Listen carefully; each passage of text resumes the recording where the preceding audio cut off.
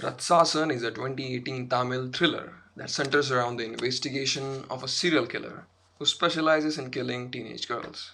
The movie is shown from the perspective of a freshly joined cop, played by Vishnu Vishal. I don't usually watch Tamil films, but this one left a very stark impression on me. The actors are top notch in this grounded thriller, especially the lead, who plays an idealistic and intelligent individual with a conscience. His underdog persona has us rooting for him in no time. A perfect casting, Vishnu is magnificent in playing the man who sees the world with gentle eyes but treats the wrongdoing with an unending, punishing fury. In many movies nowadays, the music has a background role to serve as a shy and reserved butler, just serving the needs of the story from a corner. Not in this one. Ghibran creates an imposing, eerie, and in your face music that demands and receives its respect as an equal player among storytelling apparatus. It conveys fear, anxiety, alarm, and so much more. It is so effective that large parts of the film are dialogue free, with only the music playing and characters are seen on screen without any dialogues. A worthy achievement that is, if the music alone is enough to keep scenes entertaining. The movie lives up to the genre of a thriller, with all the departments of the movie firing on all cylinders. Well, that is until the movie reaches the last 25% of its runtime.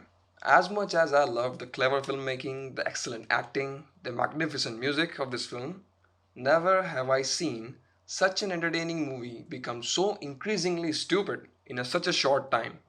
The problem is that the movie has 4 acts instead of 3.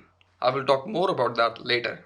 For now, let's talk about the clever choices the filmmakers have made in this movie. Director Ramkumar takes painstaking efforts in creating the most essential component of any thriller, setups and payoffs, and succeeds in it with flying colors. Because of this tool, numerous twists in the movie feel justified. Defying the expectations of the audience is earned, and everything we see in the movie has a purpose.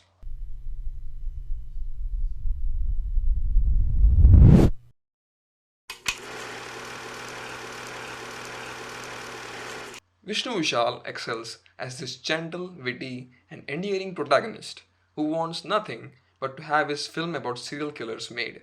He goes on to create a huge database of countless real life murder cases as research for his film. The walls of his rooms and scrapbooks are filled with details of murders by serial killers.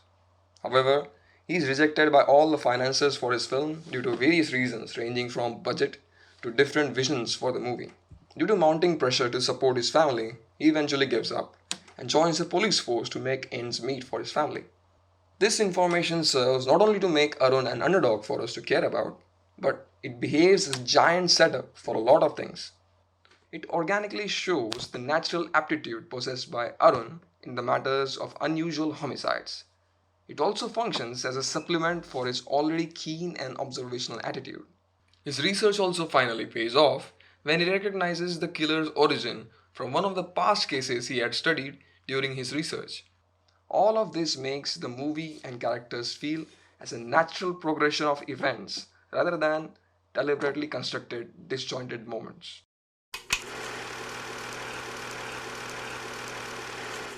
One of the most elegant uses of such a setup device in this movie is the signature. In a scene of light comedy, Arun helps his 15-year-old niece Amu by forging her father's signature on a report card. It is to hide her poor performance in school. This launches a delightful scene in which Arun has to pretend to be Amu's father in front of the female lead of the movie, Vijaya Lakshmi. It is one of the finest meet cute scenes and feels very genuine, a random encounter of people meeting naturally. This helps us buy the slow progression of romance between the leads, unlike so many forced and fake romances of many other films I have seen. The signature forging ability of Arun comes into play much later when he has to provide an order to a radio station to obtain information on the music played by the killer. However, he cannot, on account of his suspension from the police force in the third act. He cannot give the order unless it is signed by his superiors. But suddenly, we see the order being signed in the next shot. The camera zooms out and we see that it is not any superior signing the order, but Arun himself. At this point, the signature forging scene would have felt just okay. But as we have seen Arun executing a forgery before, the audience feels delighted as this presents itself as an event that was inevitable and something we should have seen coming, but we did not.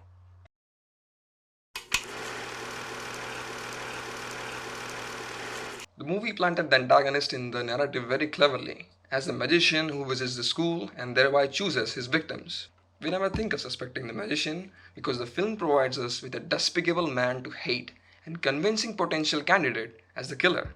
The middle-aged, student-hating, cruel mathematics teacher who preys upon the helplessness of teenage girls. He made me vehemently believe that he is, or he should be, the killer who gets nailed in the end. We feel hate for this man and genuinely wish him to be the primary antagonist.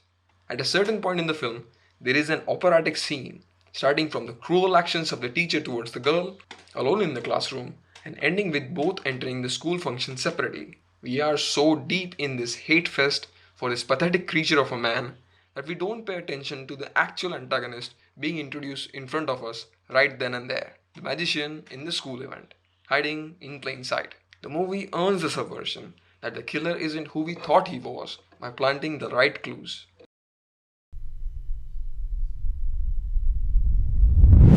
The first act starts from the beginning of the movie to the point the mathematics teacher is introduced. The second act continues from there to Ammu's death and how the family deals with it. And the third act starts from that point until the point Arun almost catches the antagonist after he is tracked down by the GPS signal of the kidnapped girl's phone. The villain should have been caught right then and there. The filmmakers decided to take us on a flashback, chronicling the entire life story of this killer Christopher after the third act has ended. The flashback is not shown through the perspective of Christopher himself, but narrated by a newly introduced random policeman from another city. This feels very out of place because this is new information introduced much later in the movie. By the end of any movie, we want resolutions of the past mysteries, not figure out new ones.